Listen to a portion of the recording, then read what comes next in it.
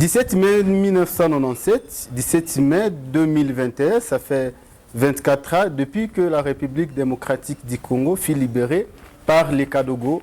Aujourd'hui, nous recevons pour vous, mesdames et messieurs, la génération Kabila qui va nous parler de cette journée et de cet événement qu'aujourd'hui, ils ont célébré, ils ont commémoré ensemble avec d'autres compatriotes, notamment la génération Kabila et jeunesse kabiliste. Ils sont tous de la même famille. Aujourd'hui, nous les recevons. Avec eux, nous allons essayer un peu de discuter autour de cette journée. Nous recevons pour ce faire M. Tuis Kanseya, qui est le coordonnateur de la génération Kabila, ainsi que Bouffo Fangana, qui est le coordonnateur, bien sûr, de jeunesse kabiliste, avec qui nous allons échanger, accompagnés de nos amis qui les ont accompagnés.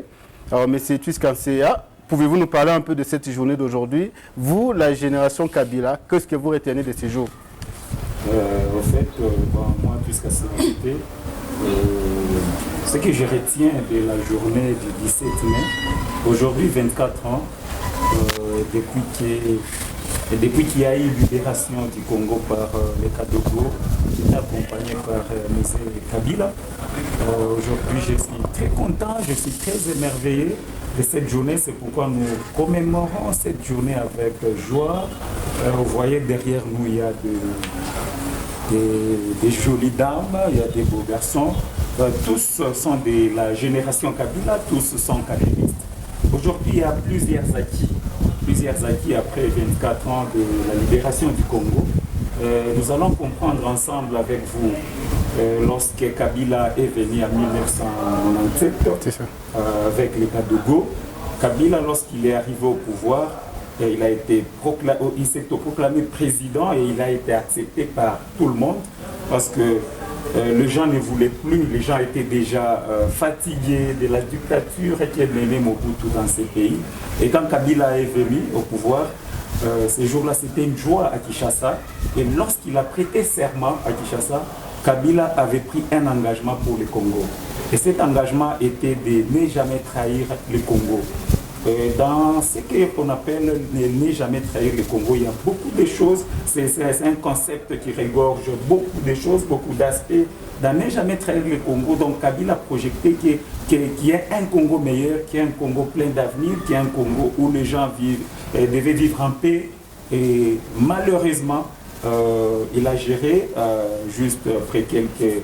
Il n'a pas duré. Juste 4 à 5 ans seulement. 4 ans, je crois, 4 à 5 ans. C'est 3 ans. 3 ans, en 2001, Kabila a été assassiné.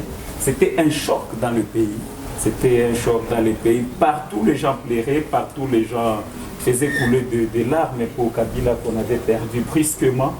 Vous allez vous rendre compte que Joseph Kabila, qui menait les combats ensemble avec Mouzé, s'est battu, s'était dit: je suis le fils de Mouzé Kabila, je suis Joseph Kabila, j'ai participé activement à la libération du Congo, je ne peux pas faillir, je dois rebondir. Il s'est levé et il a dit: je prends le commande et nous allons conduire le pays là où Mouzé Kabila voulait que le pays soit. C'est aujourd'hui, avec Kabila, il a aussi pris le chemin qu'avait son père, de ne jamais trahir le Congo. Il a commencé d'abord par unifier le pays, mettre tout le monde ensemble.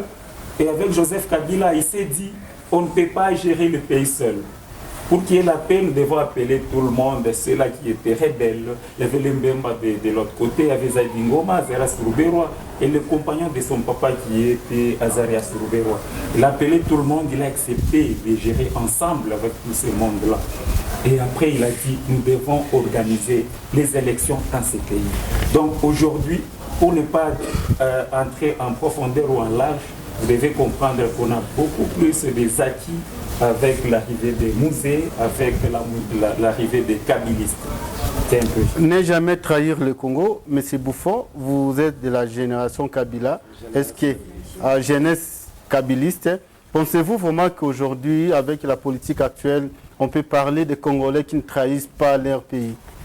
Merci beaucoup. C'est une fierté pour qu'on en parle aujourd'hui, qu'on parle de la libération du Congo. Et En premier lieu, nous devons comprendre par tout d'abord la libération, que c'est le fruit de la lutte. La libération n'a jamais été un cadeau de qui que ce soit. Et partout, les jeunes se retrouvent, doivent tenir compte que pour que vous puissiez avoir la liberté, vous devez engager la lutte pour qu'il y ait le changement. Deuxième aspect, c'est concernant Laurent Désiré Kabila. J'ai suivi mon ami en train de parler de Kabila. J'ai senti à moi une idée qui me révolte encore davantage. Mosée a vu la souffrance. Mosée était comme Moïse de la Bible. Il a vu la souffrance des Congolais. Il a dit: je ne peux jamais accepter que nos compatriotes continuent à croupir dans la misère, dans la souffrance. C'est pourquoi il a laissé les prestiges. Il s'est lancé dans la rébellion du maquis d'Eoabura, où il a rencontré des jeunes ambitieux qui avaient aussi le courage, la détermination, l'abnégation, les sacrifices de l'engagement tout entier pour dire: nous devons libérer nos compatriotes qui souffrent, qui croupissent dans la misère. Mobutu s'est écrit qu'il était devenu Dieu, et parce qu'on commençait déjà à l'adorer, il croyait que c'était impossible qu'il puisse laisser les pouvoirs. Voilà ce qui a révolté ces géants de Eoabura avec son fils, Joseph Kabila Kabange. Dans les maquis, ils ont travaillé sérieusement pour la libération du Congo. Et en 1997, le 17 mai, la libération a eu lieu. Et aujourd'hui, quand on parle des acquis de cette libération, le monde politique aujourd'hui, je peux être un peu trop dur envers les politiques. Ils ont oublié d'où nous venons. Comment ça? Ouais. Ils ont oublié d'où nous venons. Ils oublient que ces pays, il y avait des jeunes qui ont milité pour libérer. Et on ne peut pas accepter, nous imposer aujourd'hui une dictature de quelques gens que ce soit. Parce que nous, les jeunes, vous allez nous trouver sur votre chemin si vous voulez imposer la dictature. Et on ne vous laissera même pas 2 secondes pour que vous instaurez la dictature. Troisième aspect, qu'est-ce que je cherche à révéler? Les acquis de Laurent Désiré Kabila. Mais j'entends aujourd'hui les gens en train de dire: oh non, Kabila, depuis que c'est lui qui nous a laissé la guerre. Ce sont des gens qui ne lisent pas. Sérieusement, qui ne lisent pas, qui ne connaissent même pas l'histoire de leur pays. Quand je vois même quelqu'un qui se dit député ou bien ministre ou bien un politique de haute portée en train de parler de Laurent Désiré Kabila et de parler de Joseph Kabila, ce sont eux qui nous ont laissé la guerre à l'Est, ce sont des gens qui ne lisent pas. Il faut rentrer en 1960, qu'à l'Est de la République, il y avait déjà la guerre des Moulélé. Okay. Et cette guerre des Moulélé avait duré depuis très longtemps. Nous avons suivi en RDC en train de nous parler de la guerre de procuration et la guerre d'agression. Il faut que les gens commencent peut-être à étudier des concepts qu'on utilise. Qu'entendez-vous par la guerre de libération? Qu'est-ce qu'on appelle la guerre d'agression? Qu'est-ce qu'on peut appeler la guerre par procuration? Les multinationales qui veulent piller les ressources, c'est ce qui a coûté d'ailleurs la tête de Laurent Désiré Kabila. Parce qu'il ne voulait pas, quand il avait dit que le Congo n'était pas à vendre, il a dit: je suis un nationaliste, je reste fidèle à l'idéologie et au patriotisme. J'aime mon pays, je ne peux pas trahir. Voilà pourquoi camarade Tuska vous a dit qu'il nous a donné le concept de ne jamais trahir le Congo. Pas seulement de ne jamais trahir le Congo, mais il nous a donné la philosophie de nous prendre en charge. Nous-mêmes, nous devons nous prendre en charge. Ce n'est pas les étrangers qui viendront arranger tout ce qu'il y a. La gestion de la chose publique, c'est une continuité. Quand vous entrez, vous voulez gérer. Donc vous avez trouvé les jalons déjà lancés par ceux-là qui vous ont précédé. Vous continuez. Voilà, en bref, parce que je sais que nous allons beaucoup nous étaler quant à cette journée. C'est ça. La deuxième question qui me vient en tête, là, aujourd'hui, nous voyons la politique où les politiciens utilisaient la jeunesse que vous êtes en train de faire ce que les politiciens veulent. Est-ce que vous pensez vraiment qu'aujourd'hui, avec la génération que nous avons, parce que le Congo a été libéré par la jeunesse, dirigée bien sûr par Laurent Désiré Kabila, mais aujourd'hui, cette jeunesse est utilisée par les politiciens pour leurs intérêts propres. Que doivent faire les jeunes Congolais aujourd'hui pour que réellement ils finissent par se prendre en charge? Ok, Socrate avait dit, connais-toi toi-même, nous ne sommes pas n'importe quelle jeunesse. Nous avons une philosophie des aînés qui ont lutté pour la libération de ce Congo. Nous ne sommes pas des jeunes manipulables. Là, vous allez les constater sur la ville. Et vous n'allez pas me trouver en train d'insulter les aînés. Vous n'allez pas me trouver en train de faire les cultes des personnalités. Vous n'allez pas nous trouver en train de fléchir devant l'hôtel des balles. Nous sommes là rien que pour dire la vérité.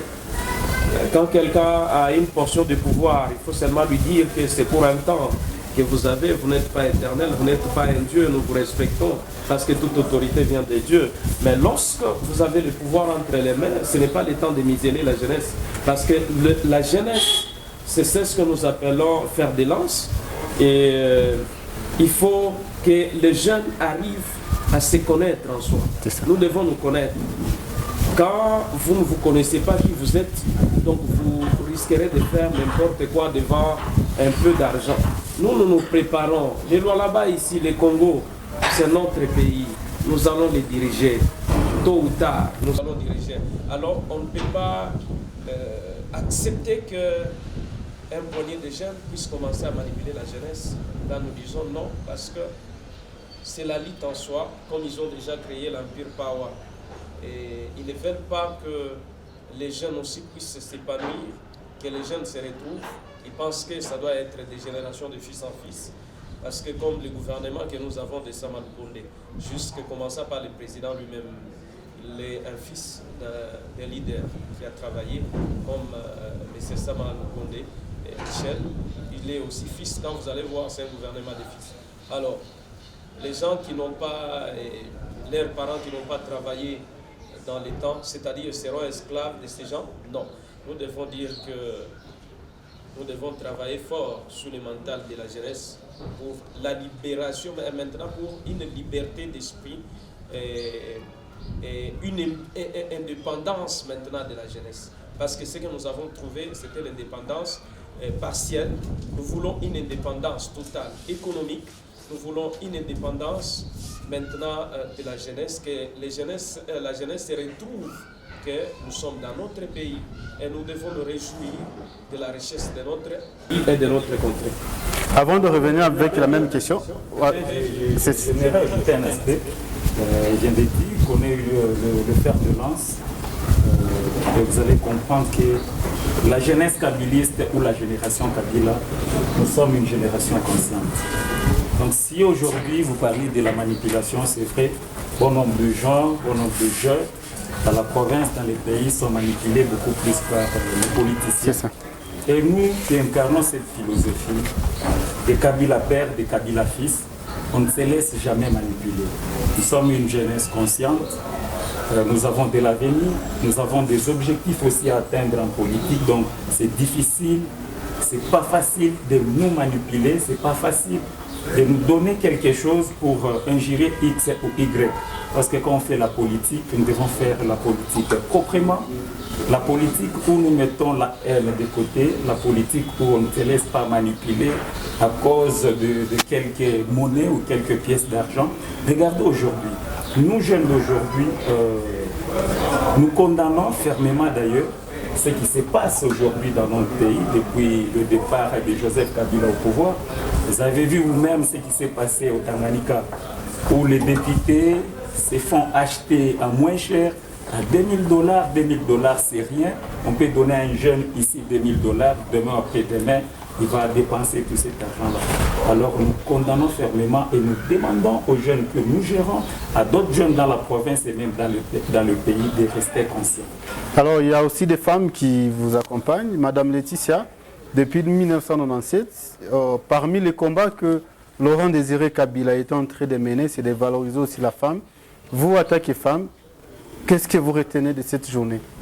Avant d'abord de répondre à votre question, j'aimerais aussi ajouter à ce que notre camarade Bouffon venu de parler, ainsi que le coordonnateur Tuiskansia, à ce qui concerne la jeunesse.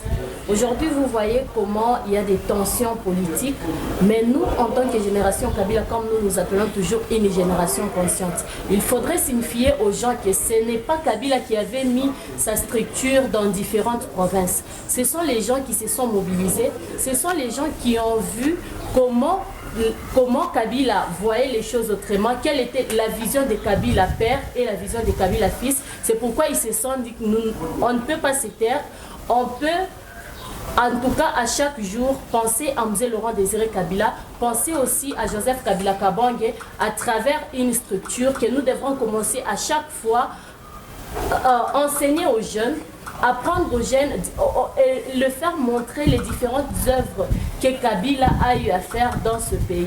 Parce que Kabila, M. Laurent Désiré Kabila, avec son fils, il marche avec la même philosophie. Et Kabila a pris le pouvoir jeune.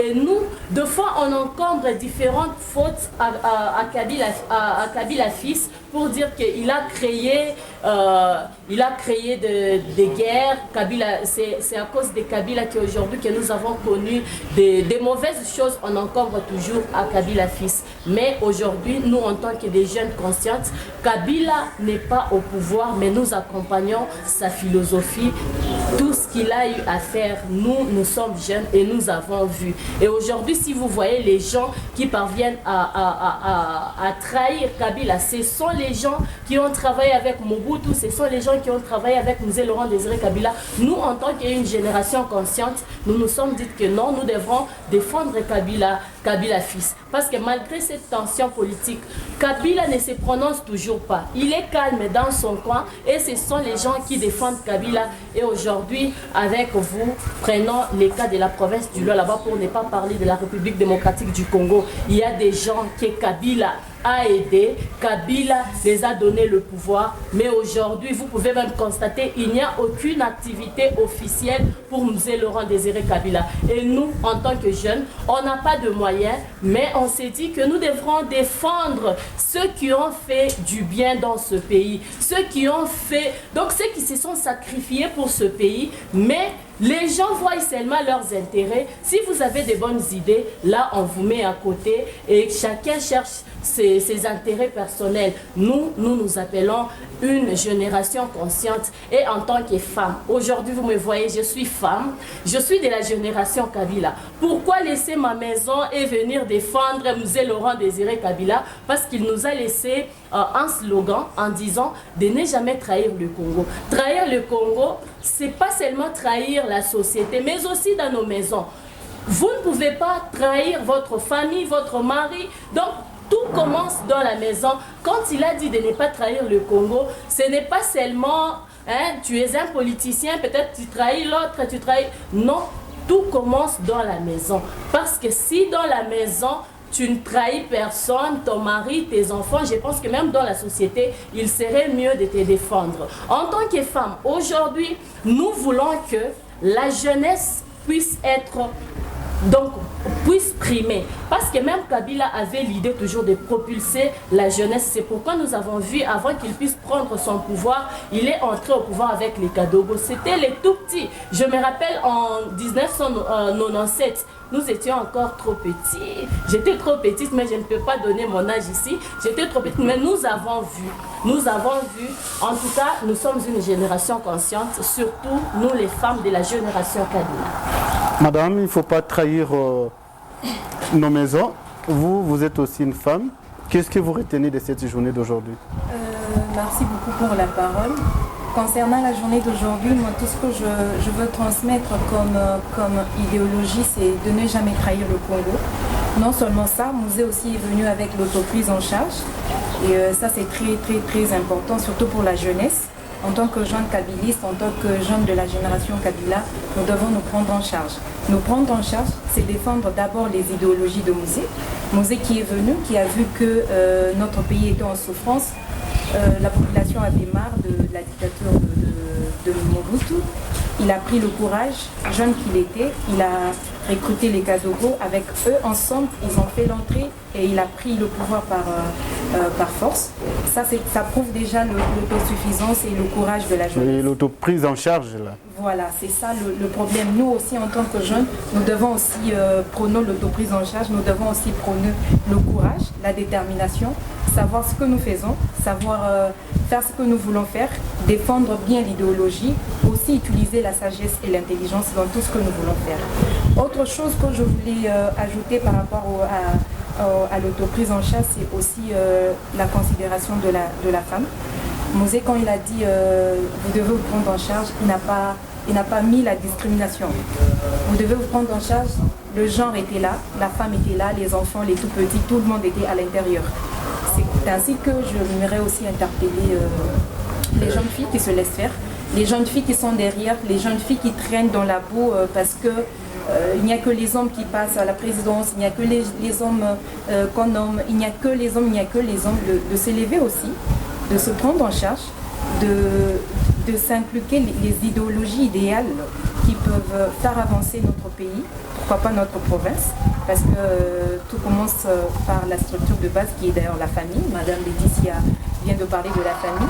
C'est dans la famille où on doit nécessairement inculquer les bonnes notions de morale, où on doit interpeller aux gens que c'est pas bien de trahir, où on doit apprendre aux gens le respect, la gestion de la chose publique par exemple. Tout commence par la structure de base qui est la famille. C'est ainsi que, en tant que génération Kabila, en tant que jeune fille de la génération Kabila, et en ce jour où nous commémorons l'entrée de Mosé Kabila dans notre pays, où il a pris le pouvoir, j'aimerais à ce que la jeune fille aussi prenne l'idéologie de Mosé en charge, mette ça en avant afin de défendre ce qu'était Mosé. Mosé nous a laissé la richesse. Moi, tout ce que Mosé a laissé, il n'a pas dit grand-chose, il n'a pas longtemps travaillé, mais il nous a laissé une richesse. Quand on te parle de l'autoprise en charge, tu sais que tu dois te prendre en charge en tout. Aujourd'hui, nous voyons les services de l'État en train de dépenser de l'argent dans le ramassage des saletés par-ci, par-là. Quelqu'un peut prendre une bouteille d'eau, j'étais par-ci, par-là dans les routes.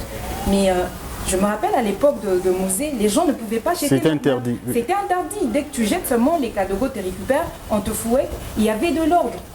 Tout le monde savait se diriger, tout le monde était vraiment correct. Quand tu sors le matin, tu sais que j'ai droit à faire ça, j'ai pas droit à faire ça. Prenons l'exemple, aujourd'hui j'ai vu où il y a le monument des Kadogo, ça puait, il y a les gens qui pissent là-bas, c'est pas intéressant ça. Dans l'autoprise en charge, normalement tu dois respecter la chose publique. Tu peux pas faire ça.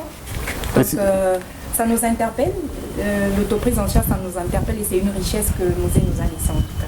En tout cas, une richesse que Mosé nous a laissée. Vous avez aussi la parole, pouvez vous présenter avant... Oui, moi c'est Soncel Kaïté, je suis le secrétaire général de la génération Kabila.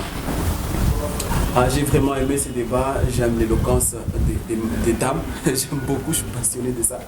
Mais je voudrais qu'on rentre aussi dans le contexte. Le contexte c'est quoi? C'est Mosé. Il faudra qu'on se pose des bonnes questions. Les bonnes questions c'est quoi? Qu'est-ce qu'on va faire dans les futurs? Aujourd'hui, nous sommes, les hommes politiques sont en train de leurrer les jeunes, dans le sens où on nous amène dans n'importe quoi, on nous dit de faire n'importe quoi, de brûler, de détruire et tout ça. Mais alors notre conscience, Joseph Kabila il n'y a pas longtemps, on était avec lui, il nous a posé une belle question, il a dit qu'est-ce que vous allez léguer à vos enfants dans 20 ans, dans 5 ans, qu'est-ce qu'on va léguer? C'est ça des questions qu'on doit nous poser. Dans la génération Kabila, nous promouvons aussi l'entrepreneuriat. Moi je suis un entrepreneur passionné de l'environnement. Alors, les jeunes, il ne faudra pas qu'on entre dans les partis politiques où on se met simplement à chanter, où on se met simplement à insulter. Aujourd'hui, il y a des impolis que la politique est en train de promouvoir. C'est ça qui détruit notre pays. Donc il faudra qu'on ramène les contextes. Nous connaissons l'Afrique. L'Afrique c'est la politesse.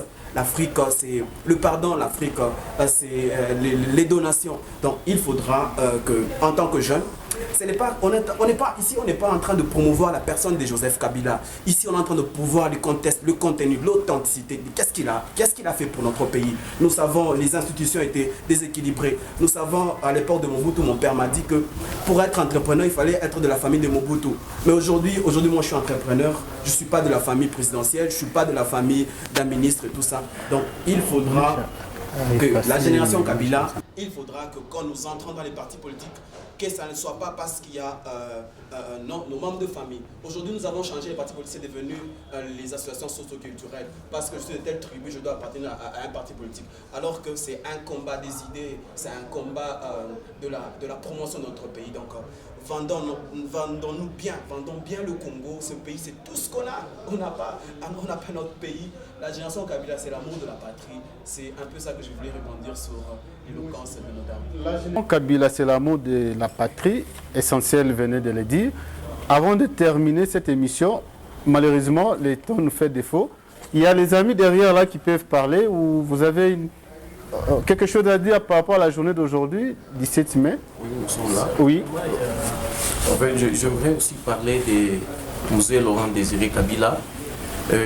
Nous vous rappelons que Mzee Kabila a commencé sa lutte depuis les années 60, quand Mobutu était encore au pouvoir. Mobutu régnait, Mobutu était commendier, Mobutu avait instauré la dictature dans notre pays. Mais il fallait que lui puisse s'élever pour venir libérer les peuples congolais. Aujourd'hui, quand nous marchons, il y a ces jeunes gens qui se disent que Mzee Laurent Désiré Kabila avait amené la guerre ici chez nous au Congo. Mais moi je dis que c'est faux. Mzee Laurent Désiré Kabila nous a libérés de la dictature de Mobutu. Mzee Laurent Désiré Kabila nous a vraiment aidés. Parlant de Joseph Kabila c'est quelqu'un aussi que nous devons considérer. Pourquoi? Parce qu'il quand il a pris le pouvoir à 29 ans, il a réunifié le pays, il a réconcilié les peuples congolais. C'est avec lui qu'on a connu les élections, les vraies élections en 2006, en 2011 et aussi en 2018. Aujourd'hui, nous sommes en 2021 avec notre président. Mais il faut aussi penser à Kabila. C'est parce que Kabila a accepté de quitter le pouvoir, il a laissé le pouvoir librement, il a organisé les élections et nous avons connu la passation pacifique et civilisée du pouvoir. Donc, je parle de Joseph Kabila, nous a enseigné aussi quelque chose, la démocratie, qui n'existait pas ici chez nous au Congo. Mais aujourd'hui, nous avons la démocratie. Donc, nous devons toujours respecter Mzee Laurent Désiré Kabila, nous devons respecter Joseph Kabila et nous devons marcher dans leurs idéologies. Merci. Il y a quelqu'un d'autre là qui peut... Oui, mais... Oui, vous pouvez... Je peux me lever? Ok. Moi, je voudrais seulement remercier Mzee Laurent Désiré Kabila. Je pense que les camarades ont tout dit sur ce que Mzee a fait au Congo et jusqu'à ce que nous sommes ce que nous sommes aujourd'hui. Kabila a amené la démocratie. Kabila a amené ce que nous appelons le développement. Kabila a amené l'autoprise en charge. Si aujourd'hui le Congo est ce que nous vivons aujourd'hui, c'est parce qu'il y a un Kabila qui a existé quelque part. Et donc la jeunesse qui est au-devant vous dit sincèrement merci à Mzee Laurent Désiré Kabila pour son travail. Il s'est battu en maquis, il a laissé le pouvoir en plein travail d'ailleurs. Et c'est son fils qui a pris le pouvoir, il a relayé ce que son père a laissé, donc c'est-à-dire la démocratie. Et aujourd'hui, nous vivons ce que nous vivons parce qu'un Kabila père a existé. Et aujourd'hui, nous vivons ce que nous vivons parce qu'un Kabila fils a existé. Et ce Kabila fils nous a fait connaître les premières élections que nous n'avons jamais connues ici au Congo. C'est quelque chose que je peux dire sincèrement merci à ces grands baobabs. Mzee Laurent Désiré Kabila et Joseph Kabila fils. Alors le dernier, avant de donner aux coordonnateurs, les deux coordonnateurs à conclure l'émission. Oui, merci beaucoup. Vous savez, quand on parle de ce beau pays, je considère le Congo comme étant l'homme. Et Mzee Kabila, je le vois comme étant la conscience de l'homme. Vous savez, si on ne peut pas se trahir lui-même, c'est-à-dire nous, les jeunes Congolais, on ne peut pas aussi trahir ce beau pays. Vous savez, ce que je peux dire aujourd'hui aux jeunes Congolais, aux jeunes Loi Labé, L'essentiel, ce n'est pas de savoir ce que le monde dit de nous, ou soit ce que le monde parle de nous. L'essentiel est de savoir ce que nous sommes, nous les Congolais, et ce que nous sommes appelés à faire pour prouver au monde que nous sommes capables d'amener ce beau pays de point A vers le point B. Je demanderai aux jeunes de ne pas se laisser manipuler par les politiques de nos vieux. Considérons-nous que ce pays aura bien le changement avec nous, la jeunesse. Raison pour laquelle j'invite vraiment les jeunes du Kolwezi. Venez nombreux, rejoignons-nous dans la génération Kabila. Nous sommes là tous les jours, chaque samedi, pour nos réunions. Et là, c'est plus que même la famille. La génération Kabila, on n'est pas là pour s'insulter, on n'est pas là pour s'envoyer dans des divagations, mais nous sommes là pour nous recadrer dans un bon politique. Avec le coordonnateur Tuiska, Sali Kolwezi, venez nombreux, des belles nanas, des beaux garçons, venez dans la génération Kabila. Là, c'est du bonheur. Mais une chose que vous devez retenir, mesdames et messieurs, si vous venez, je crois que vous avez suivi, tout celui qui a pris la parole s'exprime bien. Et vous voyez que ce sont les gens, les jeunes qui sont bien éduqués depuis leur maison. Si vous venez avec les désordres, je vous rassure que vous n'aurez pas de place, je pense. Je n'ai pas menti. Alors pour clôturer, M. Bouffo Fangana, un mot de clôture ou un mot de la fin avant de clôturer cette émission. Merci beaucoup. Laurent Désiré Kabila disait la lutte sera longue, cette guerre, mais elle va se terminer là où elle a commencé. Nous sommes sur cette voie, nous continuons avec les combats et on ne se laisse pas emporter par n'importe quelle intimidation, de quel genre, de n'importe quel côté que cette intimidation viendra. De deux, je vais juste demander aux jeunes qui sont dans les secteurs miniers pour dire que vous devez être fiers parce que Joseph Kabila vous a légué les codes miniers.